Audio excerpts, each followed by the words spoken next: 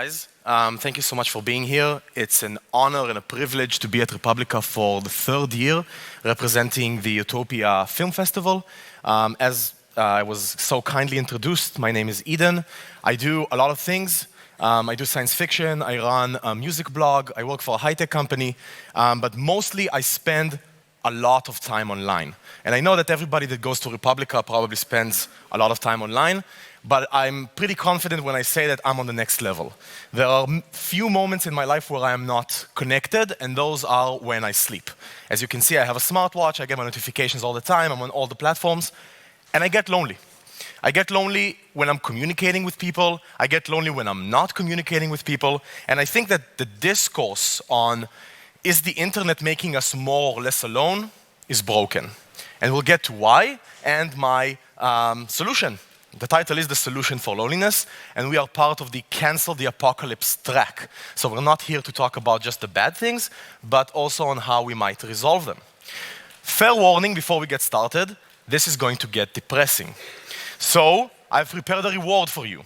One is this picture of puppies, which will make you happy. Woo, puppies! If you last the entire talk, there is another picture of a puppy at the end. Okay? So I will reward you for staying with me by giving you another picture of a puppy. Now that we've spoken about puppies, let's talk about humans. This is the first rule of the internet. When you go to Reddit to make a post, this is what you'll see in many subreddits. Remember the human. Remember that on the other side of your screen, on the other side of that comment that you are getting ready to troll or yell at or post a GIF on, there is a person just like you, with feelings just like you. And here's the thing about humans. We suck at not knowing things. When we don't know something, it drives us crazy. We can't just leave it unknown. Through our entire history, we have populated the unknown parts of our world with anything. This is a fragment from a Portuguese map from the 17th century, depicting what is called terra incognita, right? The unknown land. And those terra incognitas were never empty. They had these kinds of monsters. Specifically, this is a reference to the story of Jonah and the whale. You can see the people inside the fish praying to God. But the idea is that those blank areas, we just can't afford to leave alone. Same thing with the internet. Whenever we find the underbelly of the internet, and as Dana Boyd said in the opening keynote, now we have multiple underbellies, we have to populate them. But the problem is that we populate them with monsters instead of populating them with humans, which is all that is waiting on the other side. There are no monsters. There are only people. And some of them are just as alone as we are. And that's the problem with our discourse today. We forget that at the end of the day, there is no such thing as direct communication. When I see an object, I don't get to see it for what it is. Everything that I see is interpreted by my mind. That comment you posted, I don't know what you felt. All I have are your words and my interpretation of those words. All I have is the image that you posted. I don't know what you really felt during that barbecue where you took that amazing selfie with your family. Maybe that guy next to you is that uncle that you never speak to because he has differing political views than you. Or maybe the guy in the background that's not in the picture is the black sheep of the family that no one wants to mention. But I don't know all of that. All I have is your caption. And that's where loneliness comes in. The great author Aldous Huxley, who was a science fiction author but also a philosopher, said this in the best way possible. The martyrs go hand in hand into the arena, the Roman arena where the martyrs were supposedly thrown to the lions. Never happened, by the way. They are crucified alone. Even when they stand next to each other and experience the exact same thing, they are alone. And that is the problem of the internet. No matter how much I try to get my experiences across to you, I will meet that doorway of perception. And that's why the text is called Doors of Perception. I will meet the way that you interpret the world. And no matter how emphatic I try to make you to see my side, we will still be blocked by the images in which we used to connect. Now, popular media has done a very bad job of describing this loneliness. Everybody's, I assume, heard or seen of Black Mirror, and you can basically boil it down to, what if the computer turns you off? Ooh, so freaky. Look at those people in the restaurant, they have their faces in their smartphone, they're all so lonely. And that's such a basic and shallow perception of what it means to be alone. Because when I'm using my phone at a restaurant, I could be talking to 1 million people, and I do. I manage a whole blog via my phone with a network of friends who exchange music and ideas and images and books with me. But when I'm on that phone, I'm disconnected from the person who sits in front of me, be it my partner or my friends or my environment. So I would like to pose to you a more ambiguous version of the internet, one that doesn't make us more or less alone, one that is not dichotomic and only has more or less of something, but a platform which is ambiguous, which makes us sometimes more alone and sometimes less alone. How does that work? How do we do both things at the same time? We'll get to that at the end. So in order to facilitate and support my claim, I'd like to show you a few examples of things that I have come across on the internet that have made me feel more and less alone at the same time. And I do warn you, nothing's going to be graphic, but it's going to get a bit weird. Because the internet is weird, and that's the way we like it. So when we look at digital loneliness, I should have shown this slide earlier, but that's okay. This is from Warren Ellis's Transmetropolitan, very good comics which you should all read.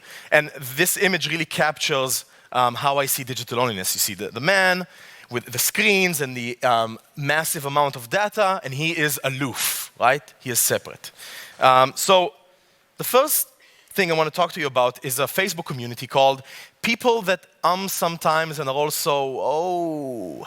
And this was started by a group of literary students in America to complain about the people in their class. Because the people in their class, when talking about poetry and stuff that makes you feel important, were always saying and oh and etc. It quickly became a group for art, for sharing what's called macros. That's the cool man's version of memes. It's not a meme, it's a macro, it's art. And it focuses on digital loneliness, abandonment, nihilism, postmodernism, absurdism, and more. Here's one that I made back when I was contributing to this group. What does it mean? I have no idea. I made this when it was 5 a.m. and I was after a night shift and I was really, really, really sad and depressed. And I made it and I posted it to this group. Here's an example of another macro that was made by Julia Megan, who is perhaps the queen of this group. Hi, Julia, if you're watching this on YouTube, thank you, I love you. And I saw this like a second after I made that image, and I instantly fell in love with the message. Why? I have no idea. It's a fish in glasses. I don't know what's going on. But something about this communication connected me to another person in an intermediary way. I didn't analyze this. I didn't break it down and understand it. I just felt that connection. Just like I just felt the loneliness in my own art, if you want to call it that. And the best example is this. This is code poetry. This code is valid. It doesn't do anything, but the syntax is correct. There are no mistakes here. And while I'm talking, read the poem. And it very cleverly uses code and syntax highlighting and poetry to get its message across. So there's one level, you can just read the words, but then if you're a coder and you know what some of these symbols mean, they imply actions, and you can get even more complicated. I'm sorry if you couldn't read the whole thing, you'll see it on the YouTube. You can do something like this. This is by the same guy. So now structure comes into play. It's not just the words and the forms and the functions, but also the structure of what he's writing. So other than this being seriously cool and channeling a whole tradition of American poetry like E. E. Cummings and others who messed with sentence structure, I read this and I started crying. And I didn't know why. Like, okay, the poem is touching, but it's not that touching. But something about that effort of someone on the other side of the ocean writing poetry just touched me. And it didn't touch me in a way where I felt immediately positive. It was a sad kind of touch, a sad kind of empathy. Because no matter how beautifully this person writes, I will never know who they are.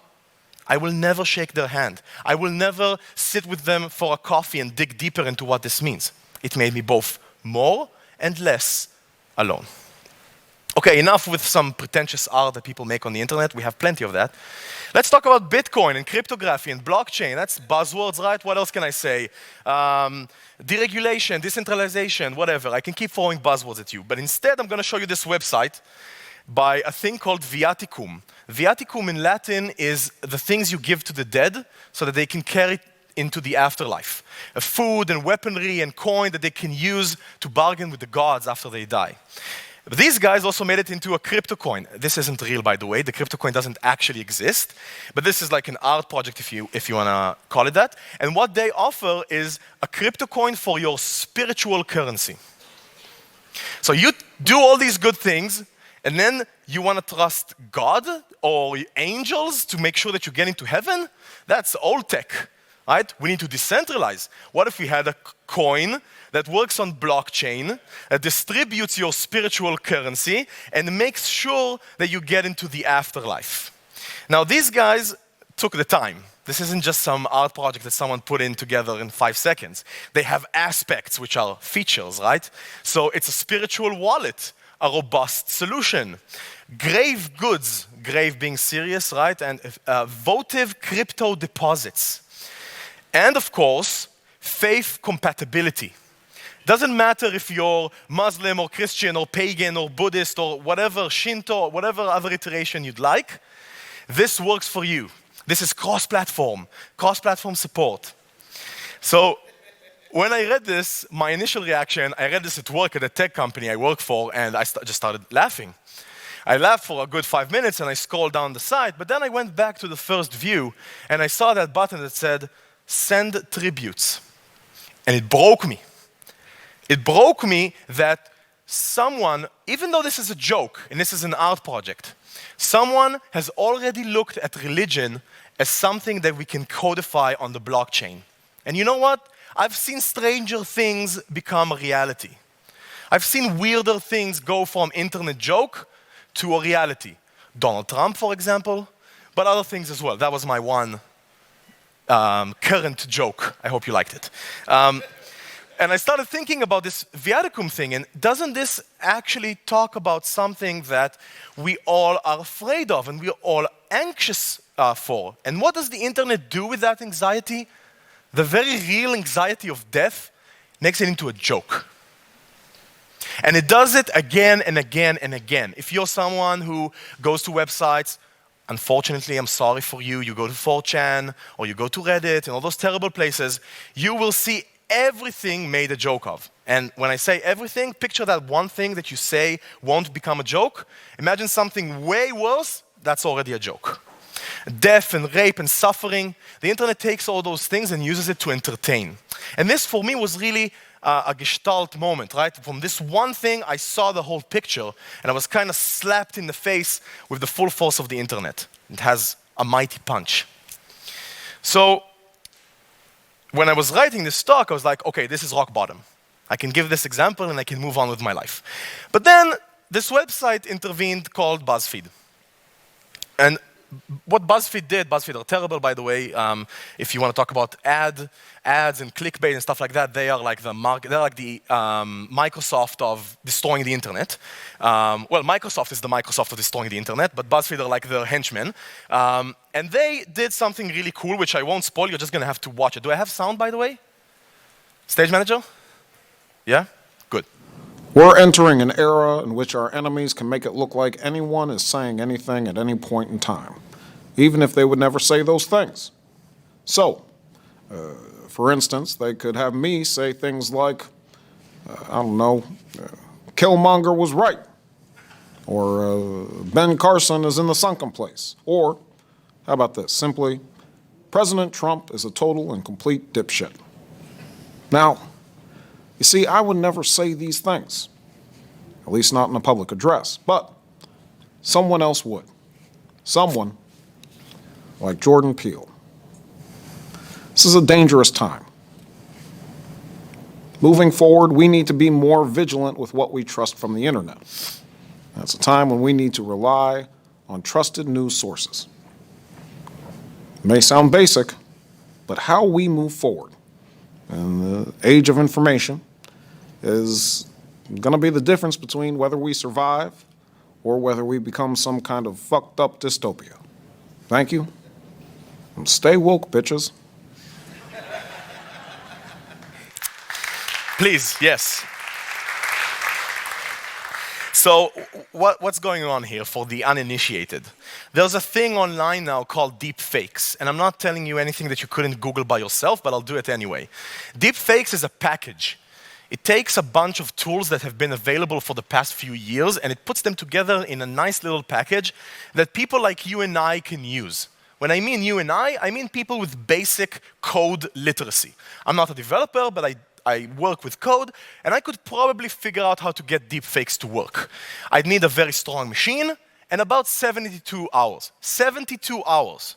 And I could create a fake video of pretty much anyone on this planet saying whatever I want. It can be politicians. It can be, well, it depends on your perception. It can be even more nefarious, like inserting celebrity faces into pornography to meet any fantasy of anyone on this planet. I could use it to create a video of Barack Obama saying, we have launched a nuclear assault on North Korea, prepare to die, right?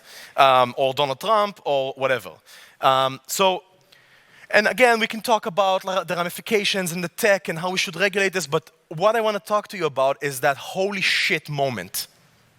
When I opened this on my browser and Donald Trump said, stay woke, bitches, sorry, Barack Obama said, stay woke, bitches. Donald Trump doesn't say anything that coherent. There was another one. I got it in there. I just had this moment of, whoa.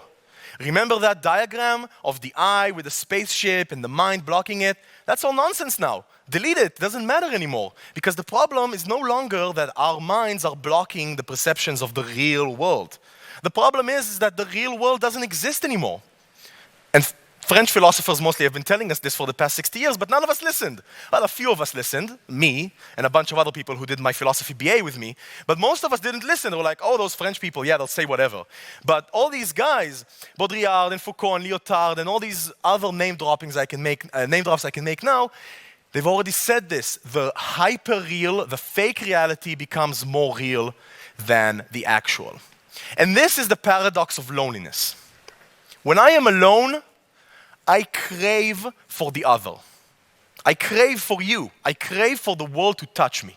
I want to feel like I'm not alone. I am not Descartes sitting in my room and imagining that the world doesn't exist. I am not a butterfly dreaming that I am a person. I am an actual human being, and I want to know that other human beings exist. But what happens when the thing I am reaching out for becomes mercurial, becomes shifting, becomes dynamic and mobile, becomes ever-changing? What do I cry out for? And that's the tough question that shows like Black Mirror are unwilling to ask. I'll give you a hint why. It scares the fuck out of them. It's so scary.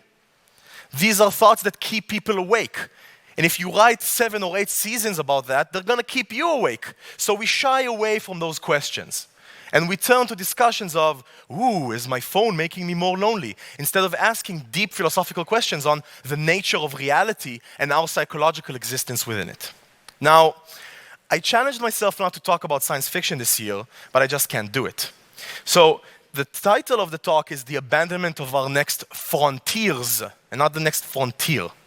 So we talked about the digital frontier, the cutting edge of our internet existence, but we're gearing up for actual space exploration. The devil, aka Elon Musk, is planning to launch a person into space. The smaller devils, aka James Cameron and Larry Schmidt, are planning to mine asteroids. These things are happening. And you know what? And this is something they won't tell you. Someone will need to change the towels. Someone will need to make the sheets. Someone will need to oil the machines. Someone will need to be the labor force for this space exploration. And you know what else they don't tell you about those guys? They will be alone. The tourists who pay $1.5 million per ticket, they won't be alone. They'll have screens and in-flight movies and flight attendants, and everybody will make sure that they don't have to think about their meaningful, meaningless existence for one moment. But the worker on the space station doing an outside of vehicle walk to fix a panel, he will be alone as any human person has ever been, faced with and this is where I get dramatic, as if I wasn't dramatic enough, faced with the void that is space. Now imagine that kind of alone. You sit in your apartment in the middle of a city of millions of people and you feel alone. Imagine what happens when you're out there literally millions of miles away from anybody else. So what am I proposing? We said that we are going to cancel the apocalypse, not mellow and sink into the apocalypse. So my advice to you is my advice to myself. As I said, I ask myself these questions every day and they bother me inherently and immediately and constantly. My advice, you do you. Don't worry about these things. Try to ask these questions less. We are constantly bombarded by this need to question ourselves and our environment. What is artificial intelligence? What are the implications of the internet? Here I am standing here telling you to ask these questions. But sometimes the answer is just not to think about it and find that thing in your life that you are passionate about. I spoke about all of this with a good friend of mine who's a researcher on AI. And he works in the market for autonomous vehicles at a big company you all know of that I won't mention. It's Uber. And I asked him, what do I do with this? How do I live my life? You work in AI. Like, you've seen this stuff 5 years before I did. How do you sleep at night? And we started talking about, and this is the last thing I'm going to tell you before we end, we started talking about something called Rocco's basilisk. Rocco's basilisk is a theorem that if there's an all-powerful AI in the future that has this massive power, what prevents that AI from going back in time and killing everyone who opposes AI? And how do we know that Rocco's basilisk isn't already operating? And by this point, I was typing furiously, like a minute. What if the AI is in my house right now? What if it's coming to kill me? What do I do? And this friend of mine who is totally not a basilisk, totally not a robot sent from the future to kill me, he said this. I think it's best to embrace our AI overlords and just focus on art and hope for the best. Is this a good solution? I don't know. Is this what I'm doing in my daily life? You betcha. I try to focus on my passions. I try to understand which technologies are already inevitable and embrace them, so at least I'm literate in them when they come and change my life. And I try to hope for the best. And even though this was a joke, that part about hope, that's the message. And not hope in the sense of corporations imagining a brighter future for their workers as they sip their coffees in their offices, but hope for a real future in which the internet as a tool that both drives us apart and brings us together is accessed by more people. And we have these conversations about who we are when we are alone, who we are when we are together. Why does one happen when the other does? Or why does one escape us when we look for it so deeply and hardly? So now you've been a good audience, you've survived this talk. Here's your puppy. Thank you.